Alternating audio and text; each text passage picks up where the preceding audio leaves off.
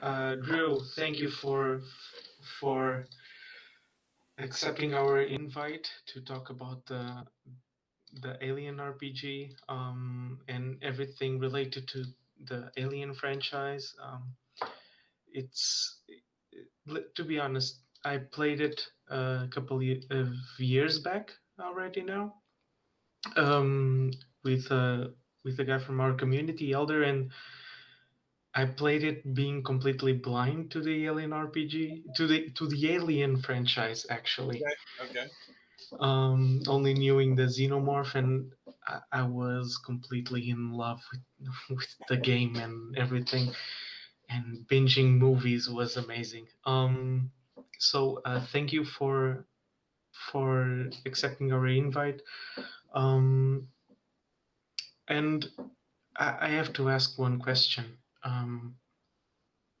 You are more related to the Alien franchise and recently started more on the tabletop RPG side Mhm. with Freely, correct? Yes. Yeah. Um, I was a gamer in my personal life for 22 years. Um, but the first gaming product I've ever done that's come out is Alien. So, yeah. So currently you are the setting. Um, Wait, I have some. eh, I have I have a cheat sheet. It's in the I'm bottom. I'm the setting and adventure writer. So I Yeah. write basically I don't write the rules. That's Mm-hmm. Thomas and his guys. Um, but and you know we bring in additional writers sometimes to pick up the slack on something.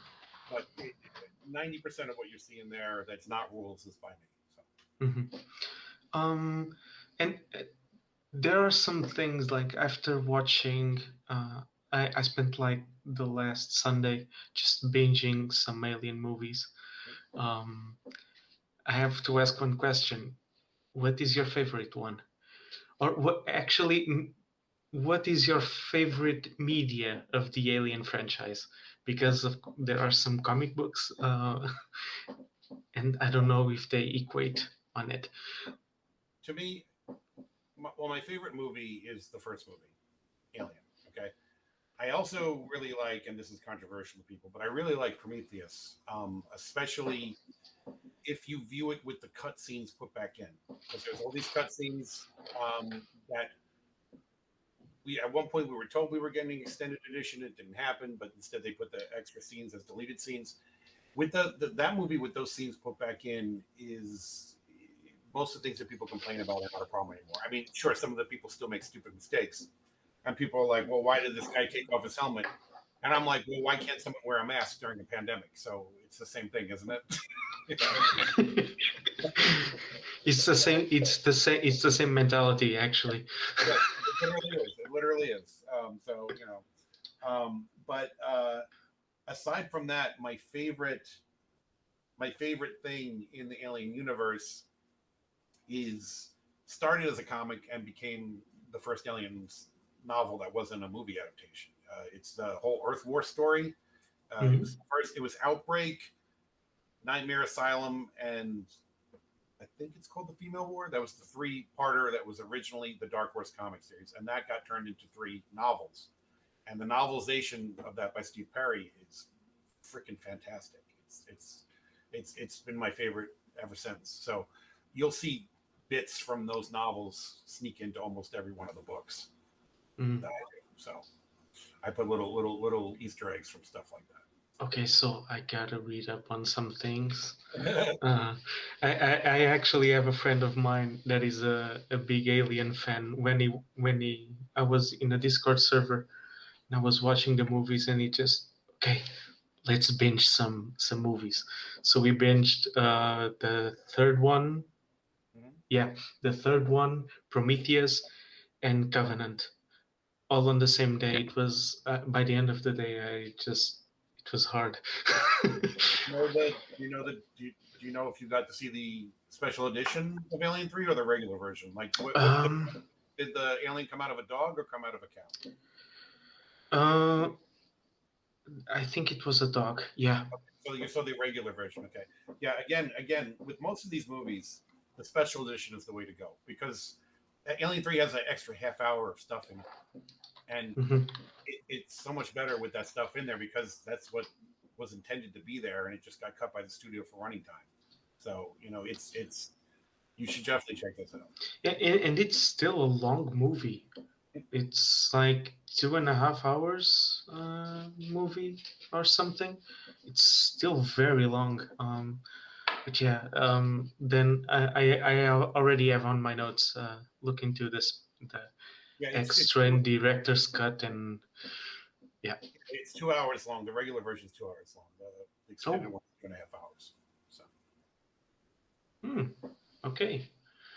but it's still, I mean, a lot of movies from that time period are like an hour and a half, an hour and 45 minutes. So Yeah. it's kind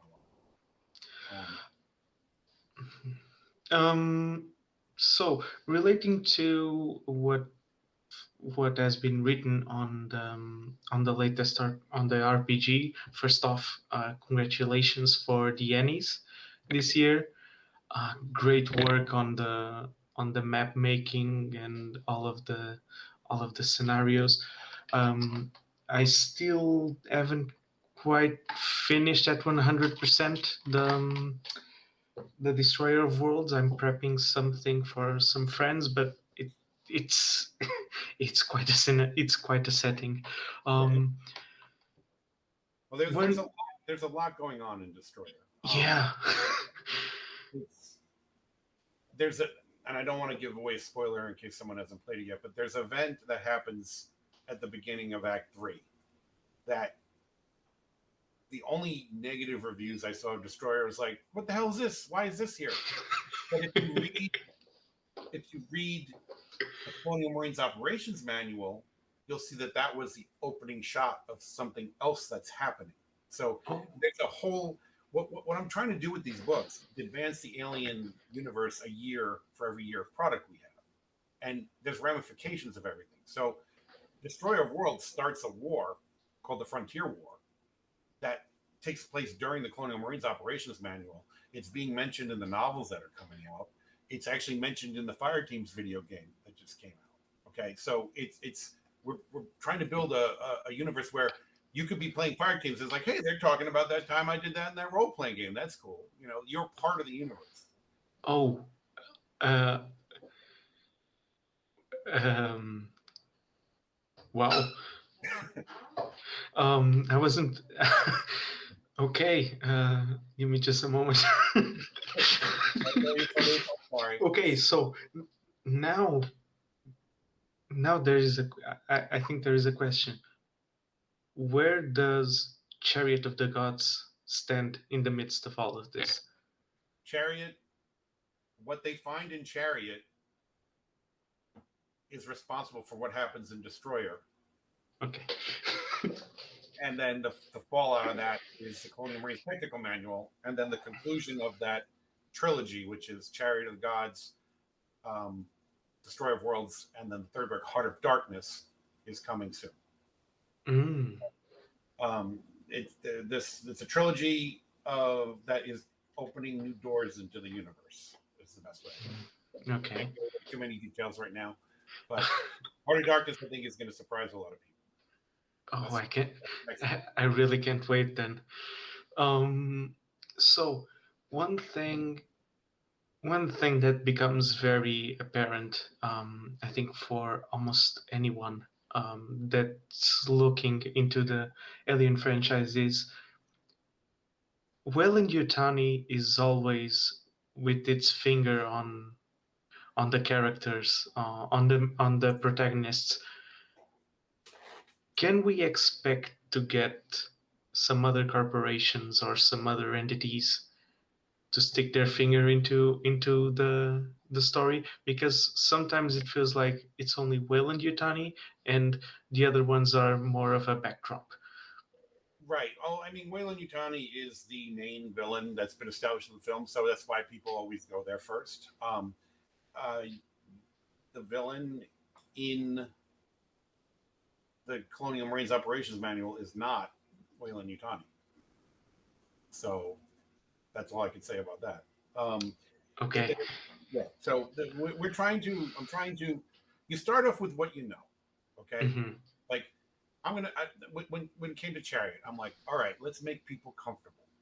They've come to expect a certain experience from Alien. So we set up the ship, derelict ship.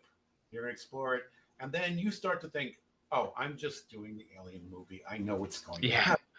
But then, with what I hit you with in Chariot, it is not the Alien movie, and you're like, whoa, what just happened? And suddenly, you were happy to be in a familiar setting, feel like you belong, feel like you're part of the universe, and suddenly you're scared because you're like, wait, I didn't expect this. I was expecting the thing that I've seen a million times. Why is this different? What the hell are we supposed to do? And so that's one of the approaches I've taken. And the other is make you comfortable with this thing you know, maybe show you a side of this thing you know that you haven't seen, Hmm. and use that to introduce new elements into the universe. Hmm. That's why we brought the UPP in, the Union of Progressive Peoples. That was part of the um, unfilmed William Gibson script for Alien 3. Um, the political situation that having a socialist conglomerate state in space just really was interesting to me, and it speaks to a lot of fears of at least Americans nowadays. So it makes an interesting dynamic, and again that becomes another foil for you that's not Wayland Utani. Hmm. So yeah. The funny thing about Alien is that I shopped Alien around for a couple of years before I went to Joe LaFavi, who found Free League for it. Okay, I shopped it around as a role playing game, and every company I went to, this is almost 2 years. This was it was 19 months. Okay, so it was a little over a year and a half.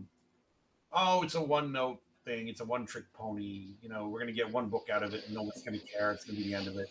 And I'm like, there's so much in this universe already that if I just connect the dots for people, they will see this living, breathing thing that goes off in directions that they wouldn't have expected.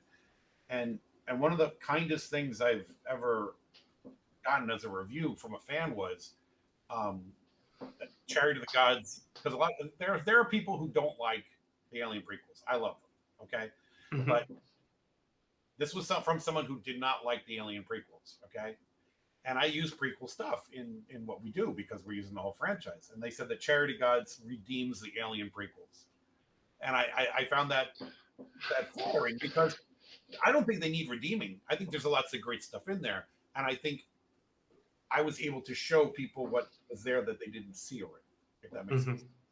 So Prometheus and Covenant really opened a lot of doors for this as a universe because it makes all these other possibilities that can happen, so that you're just not facing the alien every single time. You know.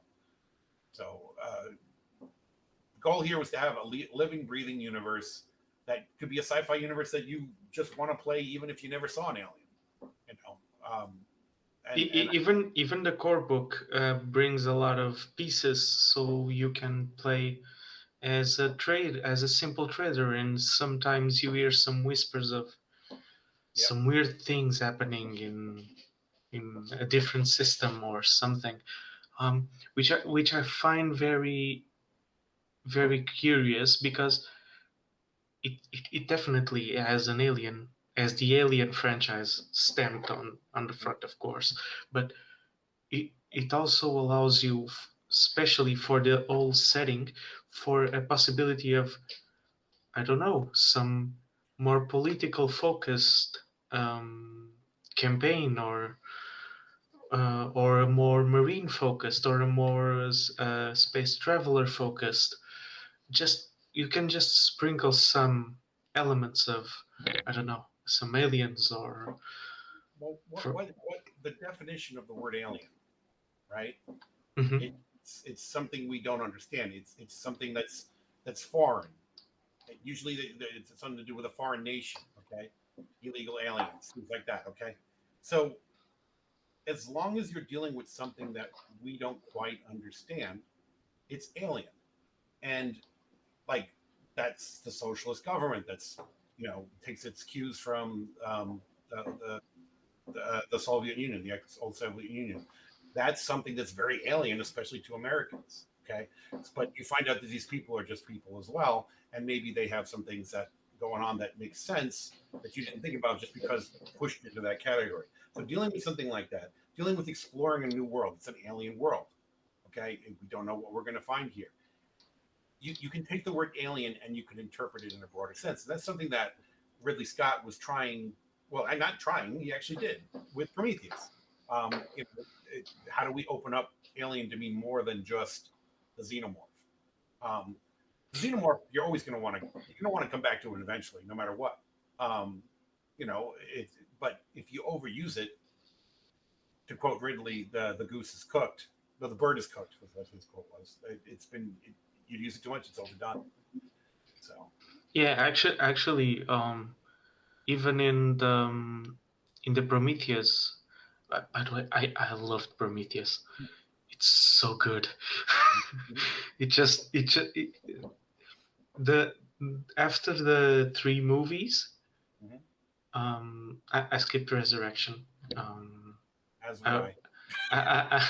yeah, I was talking with that friend of mine. He was like, "Okay, you can watch Resurrection. Here are some pictures of the aliens. Now make some assumptions."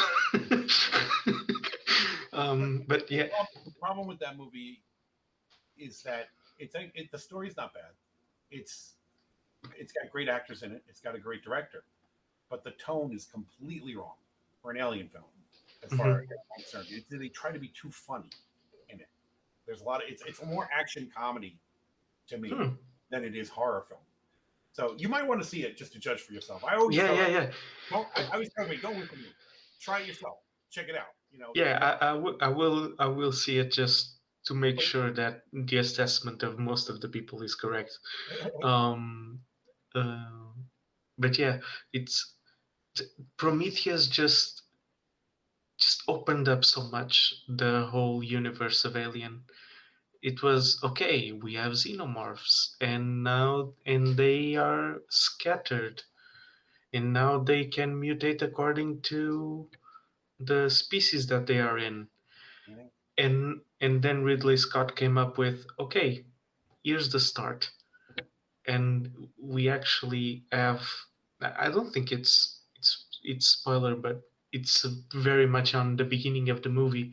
There is a scene where we see someone stepping on something, and there's a larva, and later something comes out of the black goo or blood or what you call it, and it really looks like a strange face hugger, and it was like, oh, so this might be something. And I think that's very it really expanded the universe, and at least at least it gives, um, for when playing the tabletop, we can okay, so just try. We have some lines around. Now let's see what we can do in the middle. um so the thing about the alien, it's like whenever people say to me something like, "Well, the alien wouldn't do that. The alien can't do that. That's not part of their life cycle." I'm like, "Okay, I didn't realize you were a xenobiologist." We don't know what the alien can do because yes, we think we know, but if you look at it, every film we've been introduced to a new part of the life cycle. Starting with Cameron with Aliens, suddenly there's a queen. We didn't know there was a queen before, you know, and then the whole thing with the runner, the scout. Then it comes in Alien 3. We didn't know anything about that. There's something different about what's going on. We find out there's other forms, other stages. Um, we don't we don't know everything about them, and honestly, the minute we know everything about them, they're no longer alien because mhm. we've figured out.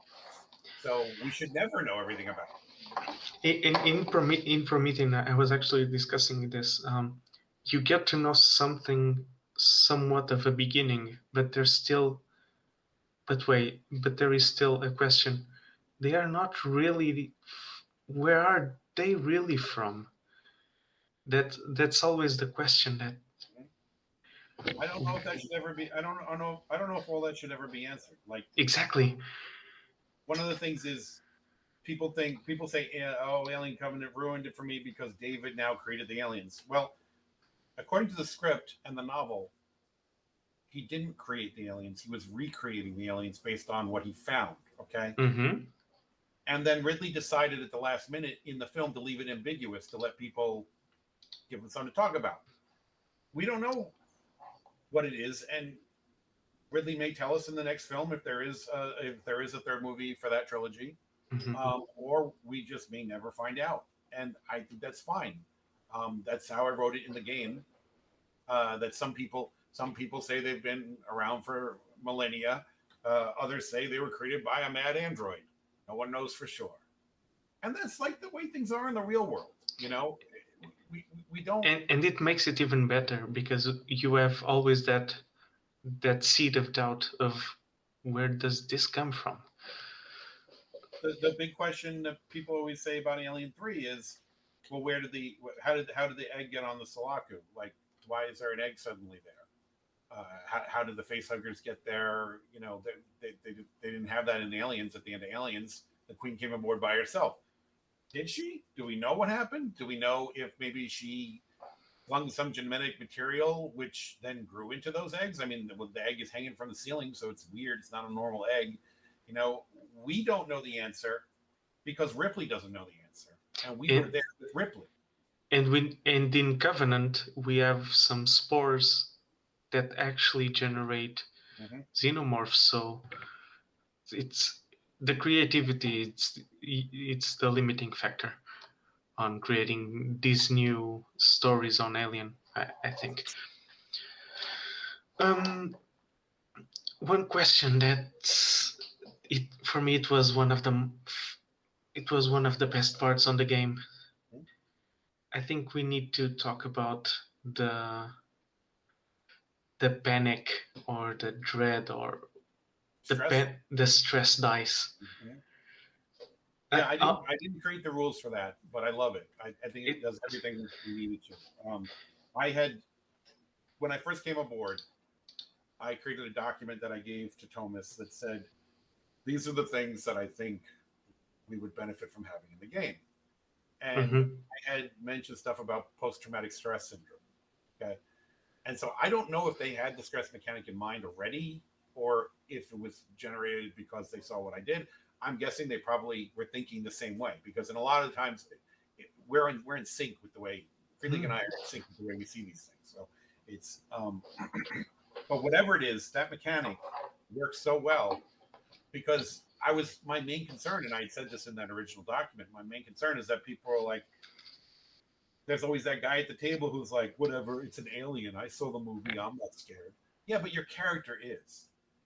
So now your character has repercussions and is scared, and things are going to happen because of it. So I love it. I love the stress mechanic.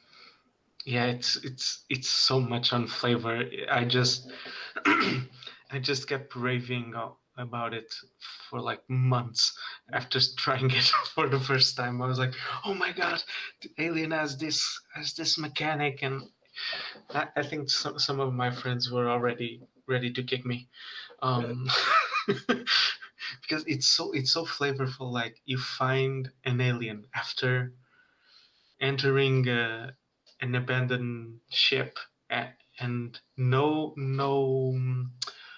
oxygen and everything is in shambles and the mother is completely corrupted and stress is piling up and suddenly an alien and you freeze. It's it's it's so good. um but you talked about being in sync with the team that's developing the rules. Did you have any intent on having rulings and specifications for the spacecraft elements, for all of the weaponry, or was it something that they said, let's add up to this? I gave them descriptions and lists of the weapons that existed in the universe already. But the ship rules, I believe, are based on the rules from the Coriolis game. I think it's a similar. I think it's a stripped Mm-hmm. down version of those ship rules. So that's all them. That's definitely all them.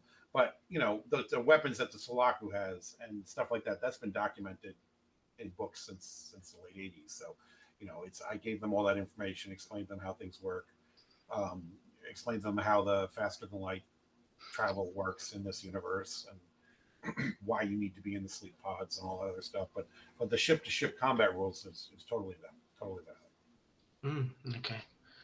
Um, so since you are focusing on creating all of these intricate stories and correlating stories for the game, what what would be your, let's say, top three tips for someone that wants to create an homebrew cinematic play, or someone that is creating a campaign? Well, first of all, if you have the ability to, because I don't have the ability to do this, so I have to guess because I don't know my players. But if you know your players, you need to really know your players. You need to know that that one guy is, when everyone else is loading their gun, his character is going to eat a slice of pizza. You need to know that that guy's going to do that and be able to compensate for that. Okay. Um, Most of the people say that they've played Chariot 3 times in a row and it's different each time. When you change your audience, it's going to be different because Bob is going to want to go left and Tom is going to go right. I made sure that the rooms that were left and the rooms that were right all had something going on in them, so you have action and adventure going on no matter what happens. So be prepared for the guy who's going to throw you the loop, and then be prepared to wing it when you, even though you were prepared, you weren't prepared enough because someone else threw you a loop instead. There's always going to be, they're going to want to go north when you need them to go south. You need to be able to, on the fly, be able to change that. Don't get caught up in how it's going to change everything. Find a way to get them back on track. Maybe make something so terrible waiting for them in the south that they're like, you know what, let's go north. You know, um, the other thing is the best thing you can do is surprise them. Hmm. It make them feel comfortable and make them think they know what. Oh, I got this. I know what's going to happen next, and then throw them a loop, throw them something that they didn't expect, because that's what happens in every Alien movie to all the Alien characters. So it's that shock, that surprise, that will get their blood pumping and make them start to realize, if they were falling asleep at the table, they're like, oh, okay, wait, no, I need to think about this. How are we going to get out of this now? And you can get that tension and friendly stress while you've got the terrible stress going on the character side. And the third thing I would say is it's all about mood. If you can have mood lighting, if you can have sound effects, it adds so much to the game. I've seen some people. One guy has turned his basement into the Nostromo.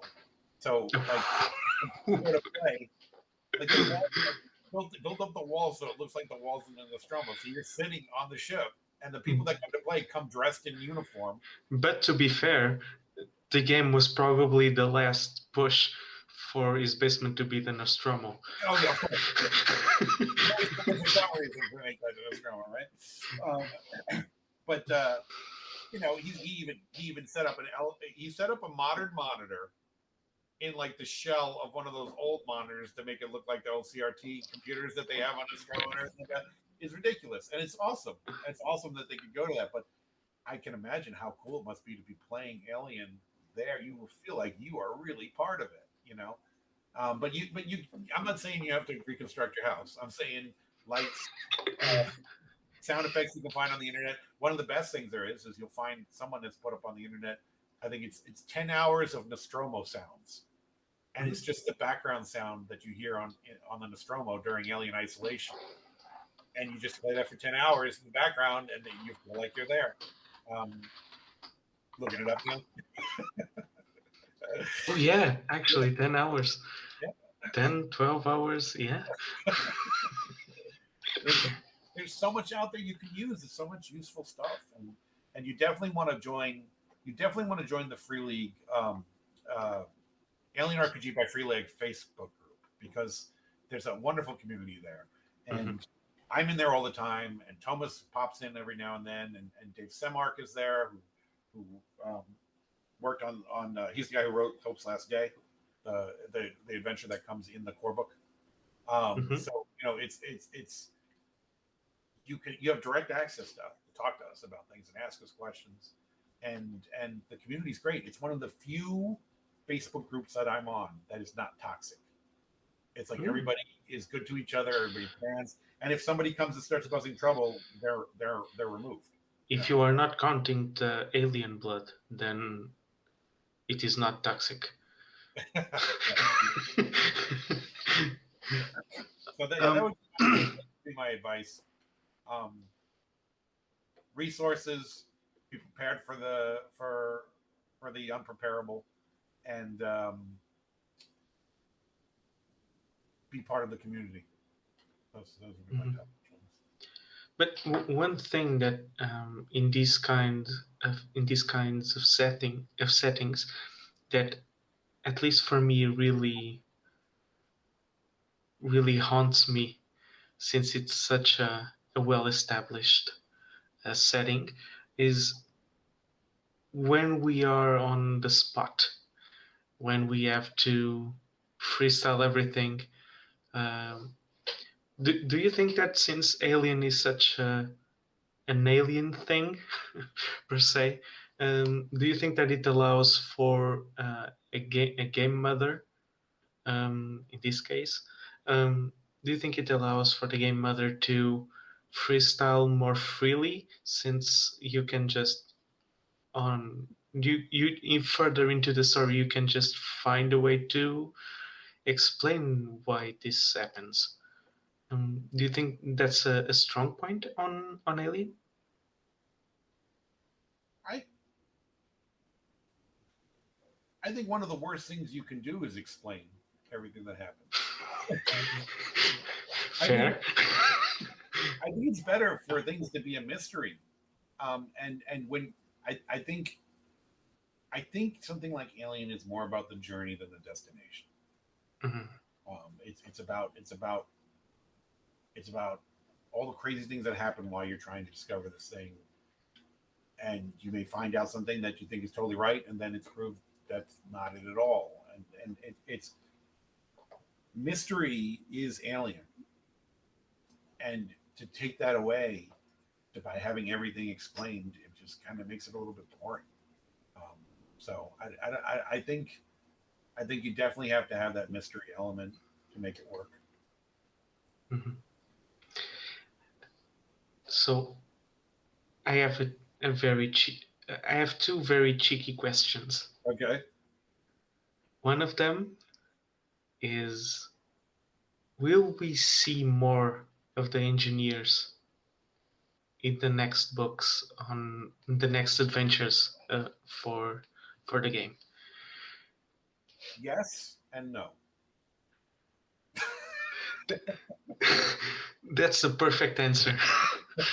Because if you ask someone that saw Prometheus, so did did it explain anything from from the start of the franchise? Yes and no. The engineers, most of the engineers are gone. Okay, Mhm.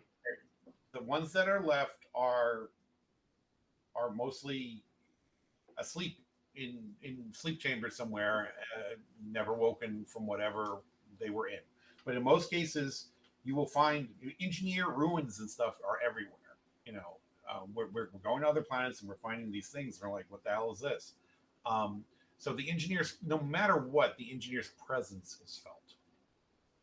Whether they themselves are there, and I will tell you this right now, if I have anything to say about it, and right now I do, you will never get stats for an engineer. Um, I We're not going to make an engineer. An engineer should never be a couple of die rolls and statistics. They're something more than that. They're something that we can understand. If an engineer is Almost mystical yeah, in some way. Yeah. if an engineer is involved, there will be guidelines for the game mother on how to handle it, And in fact, there's something that's out now that has that, but I won't spoil that for you. Uh, but they're never going to be reduced to statistics on a piece of paper.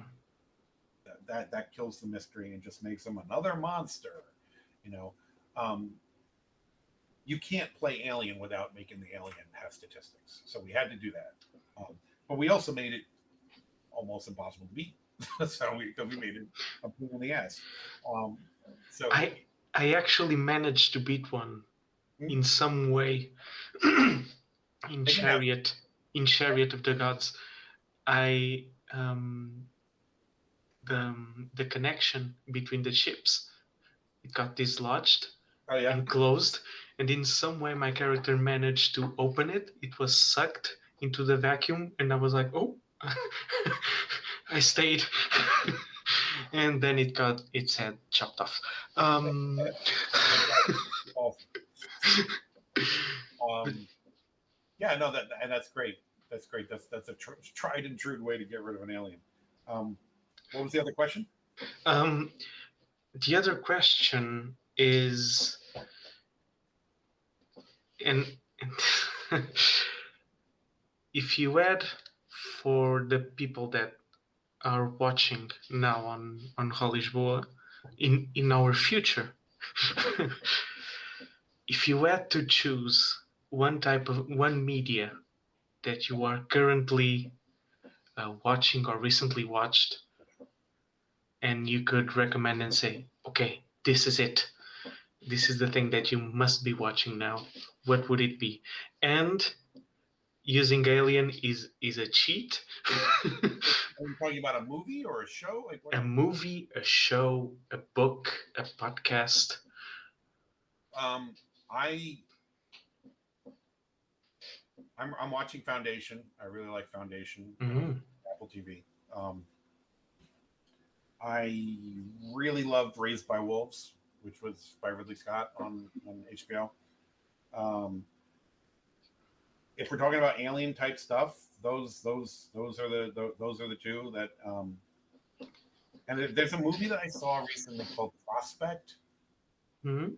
Um, oh my gosh, I can't remember his name. The actor who plays the Mandalorian. What's his name? I can't remember his name. I just anyway. He's in it, and it fits very well for an alien aesthetic. If you watch that movie, you could probably be able to use stuff from that for a campaign. Um, Mhm. I recommend that movie as well. Um, yeah, And since you talked about Foundation and it's very much on the sci-fi, um, what are your Pedro, I suppose Pedro Pascal. That was the actor's name. Pedro Pascal. Yes. Um, I suppose you have read the stories by Isaac Asimov of the Yes, Foundation. long time ago. I read that all that stuff in high school. Yes. What do you think about the adaptations? Because I saw some guys saying that it was very weird and a very weird adaptation of the series. Really enjoy the series. I like what they're doing with it. I like that they're doing things that are a little different with it because Hmm. just made it's a different experience. I read that novel. I enjoyed that novel. I have. It's not a novel that I read. Well, I did those novels. It's not. I didn't read them all over and over and over and over again. Okay, like I reread Dune a billion times when I was younger. Okay, so I don't have a hey, that person's supposed to be blonde. Why are they not? I don't have that type of thing going on with me with Foundation. But I I like that it I don't feel like it's disrespectful at all to the source material, and I think that it's um, interesting to see new aspects of it. That's the best way I can describe it. Um, I don't think I really like the Marvel Cinematic Universe, and I don't think there are a lot of times people are like, "Oh, that's not Taskmaster. How could they have done that to my Taskmaster?" Well, your Taskmaster is in the comic, and this Taskmaster is in the movies. It's not the same thing. You still have your beloved Taskmaster, It's just this is a different iteration of it, and that's fine. You know, let's if everything is going to be exactly as it's always been, nothing new is ever going to happen. Hmm. Yeah, and that is also kind of a theme in making things a bit different, just to make just to make sure that people are aware. Mhm. It's also a theme on Alien. Um, just it's a xenomorph, but this time it has laser eyes. Yeah. I'm impressed that it even has eyes, let alone laser eyes. And that's the scary stuff. Now we know they have eyes. Yeah. So yeah, that's basically it for me. I think that we covered pretty much a good part of the Alien franchise, and without spoiling too much of what people might enjoy on the games. Mhm. By the way, the games are amazing. Then again, just that 19-month effort that you said, it was really worth it. Mhm. It was really worth it. It's an amazing game. Um, Thank you. I just I'm real I'm actually really pissed off because of COVID, because I have all of these amazing maps and no table to gather around. I got I got I got lucky that it was Free League that decided to do it because another company it would it doesn't matter how good I write it if the rules sucked, if the art sucked, if they were cheap on the printing, my writing would have been lost. So it's like with Free League, everybody there cares and everybody gave their all, and it shows. I mean, I think we're in seventh printing now. We're and it's we've won 9 awards in 2 years.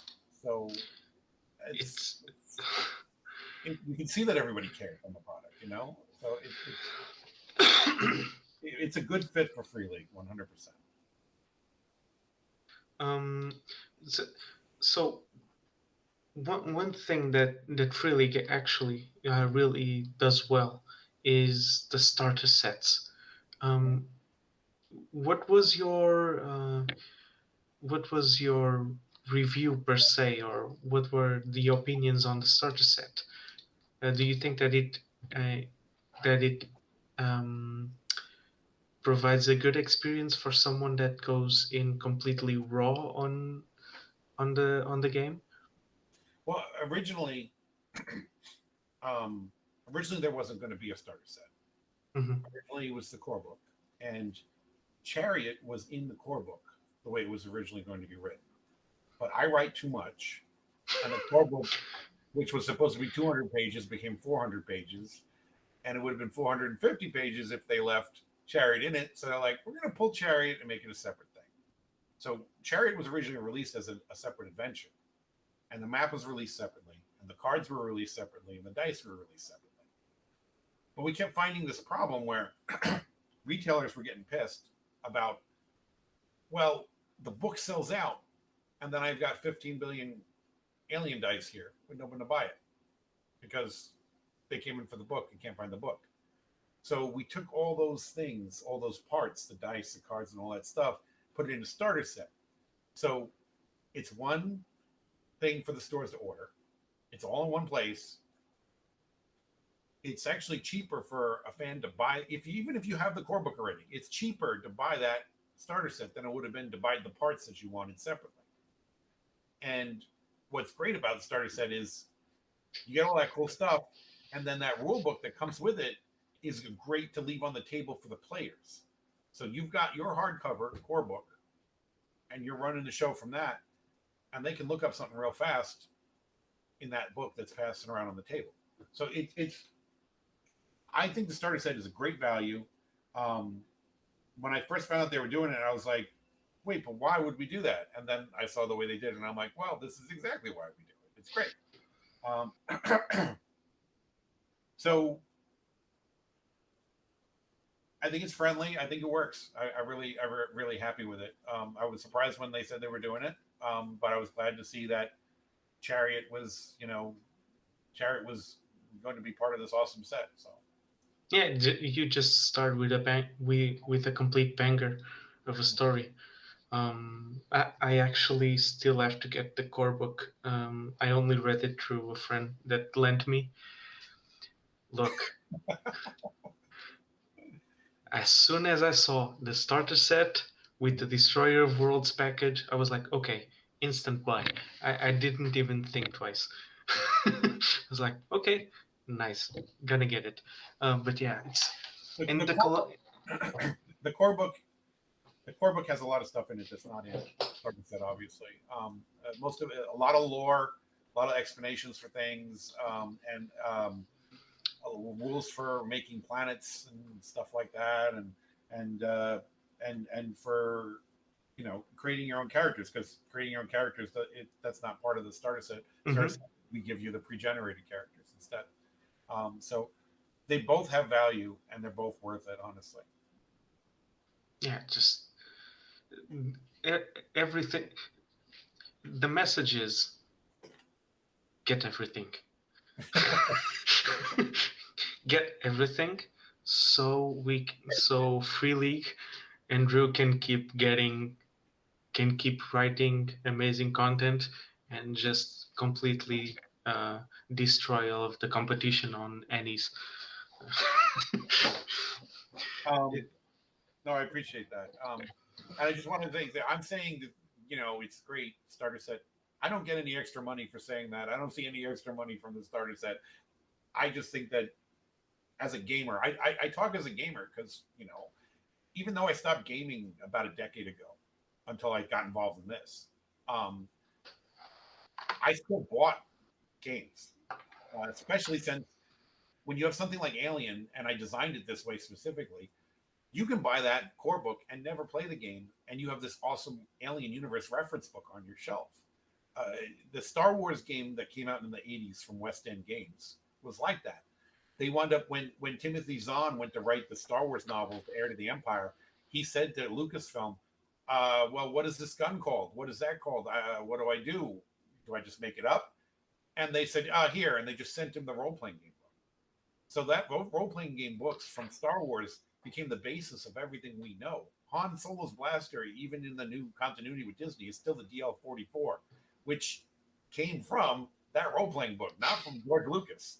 So it's like I wanted to create a source book that tied everything together, that people would be happy to have on their shelf, just to say I am an Alien fan and I know all about the UPP and I know all about this and I know all about that, and it's all because I have that book.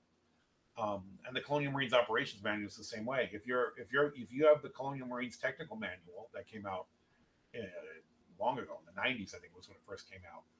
This book makes a nice companion to that. So Mm. it's yeah, you can't use the campaign section if you're not going to play, but there's tons of information on the vehicles they use and the structure and the history of the universe and all the battles that they fought and all that stuff is in there. So it's the goal is to make something that is attractive to the fan of the franchise, because what we've done with this is people have bought this book just because they're an Alien fan, and it stares at them, and they stares at them and they say, all right, let me see what role playing's about, and they try it. So I tell people it's a gateway drug. It Mhm. gets you to try it, and then you're hooked. So So I was just checking. Can we have a confirmation of a black book with the alien symbol on the front in 8 years? That will be the 50th anniversary of Alien. no, But number one, I don't make those decisions. it would look very cool, like a leather bound cover, like leather bound with the alien like engraved. It would. Yeah, Oh, no, now I want it. I would like it too. I mean, we did when the core book was launched. They did the special edition leather bound of that. Are you aware of that? There's a Mm, leather-bound core book that came out. I'm pretty sure it sold out when it happened, but it was when the pre-orders were back in 2019. actually, let me look it up very quick. I need to look it up later. Yeah, but Here, I'll show you mine. Hold on, I have a copy.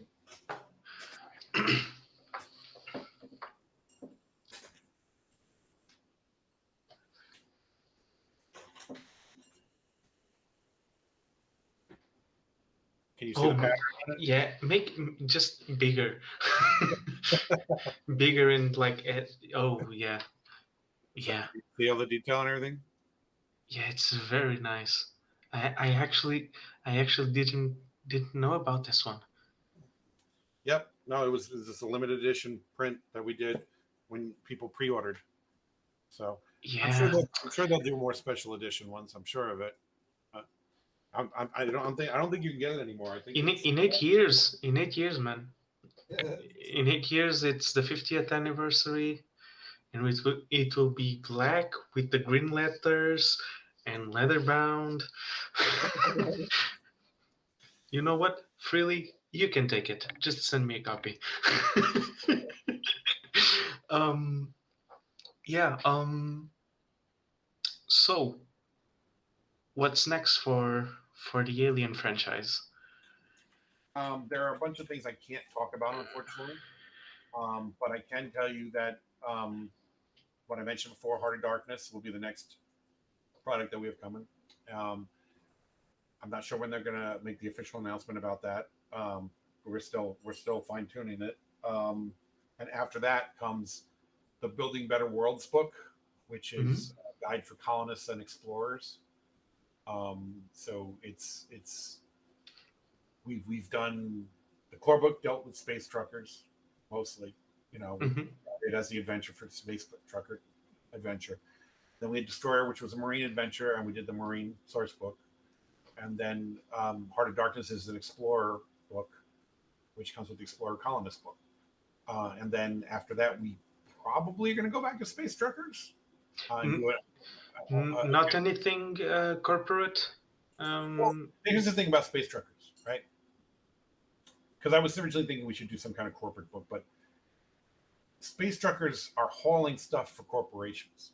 So you're going to put a lot of corporate information in the space trucker book. You see what I'm yeah, saying? So it kind of does both.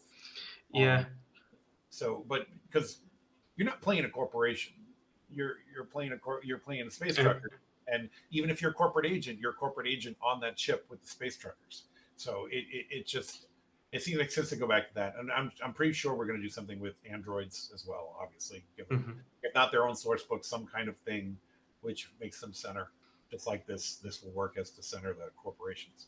But yeah, there's so much to do with that, and something what with the frontier war that's happened in the colonial marine operations manual that has changed the face of the alien universe. So being a space trucker after the frontier war is a different experience than being one before. Being one before is what you saw in the movies. Okay. Being one after, well, during the frontier war, this colony was cut off and has had no supplies. So they're raiding ships that come by. So while you're in hyperspace, I'm sorry, excuse me, hypersleep, your ship gets boarded and your cargo gets taken. You wake up and you have an empty ship because that colony stole your stuff. It's a different type of dynamic of what's going on. So everything changes and grows with the universe as we advance on this. Mhm. Yeah. Oh wow! Now I'm really excited to just go chariot, destroyer, then colonial marines. I, God damn it! I really need to get up to get up and start prepping sessions and everything. Um. Drew, anything that you would like, any place where people can find you and your work? Um, anything that you want to shout out for this Portuguese community? Um, I you can find me on Facebook. Um, Andrew E Gaska is my personal uh, Facebook account, and I'm on there all the time. People ask me questions. Feel free to hit me up. Uh, I have a blog which has a lot of alien content on it. Well, not a lot, has some very important alien content on it. It has the canon list, different tiers of canon and what books fall into what tier that we used to use over at Fox, um, and we use as a guideline now also. But it was developed while I was over there uh, in regards to what is alien canon and what is not. Um, that is roguereviewer.wordpress.com, and uh, I am currently writing the Terminator role playing game, which is coming out early next year. And the I just wrote a choose your own adventure graphic novel adaptation called The Eighth Grade Witch, which was released last month, I think, by Oni Press. Um, and I'm just did the Carbon Gray role playing game for Magnetic Press Play. That was a Kickstarter. Then I believe that the stuff will be available for stores, or actually, I think you can go to Magnetic uh, Press Play now, right now, and I think you can pre-order it. I'm pretty sure of that. But that's a World War II, a World War One diesel punk fantasy setting with Hmm. miniatures and all this stuff. It's very different than Alien. What could you repeat the name? Sorry. It's called Carbon Gray. Yeah, it's on the front page. It's as soon as you open it, Okay. it's available for pre-order. Yep. Yep. So yeah. So you should check that out. Yeah, the minis are awesome. I helped design the minis, and I was art direct. I was creative director of the project, the whole project. So I'm very happy with the way it turned out. The It utilizes that Star Wars system that I told you about before, that we talked about before, Hmm. the West End Games. It uses the same rule system that West End Games did. It's officially using that system, um, and yeah, we're going to do a bunch of stuff over there. So I mean, I have no time to sleep. I have too many projects going on at once. But they're all cool stuff, and I think you guys are gonna love them all. So Yeah, we will definitely be looking up for the next projects mhm. and all of these books, upcoming books, and all of these new games. The Terminator game, it should definitely fill up some shoes. I've got some. Um, I've come up with some very interesting ways to deal with the Terminator game. That I think that Terminator was another one that people were like, oh, it's kind of a one note thing. Nope, not anymore. Not with what we've done with it. It's going to be awesome. That's Nightfall Games. It's not Free League. It's a different company. Um, yeah, and those guys are great, and I've become good friends with them. But I think people are going to really like what we've done with Terminator. yeah, I'm really excited to know more about it. Mhm. Um, so yeah,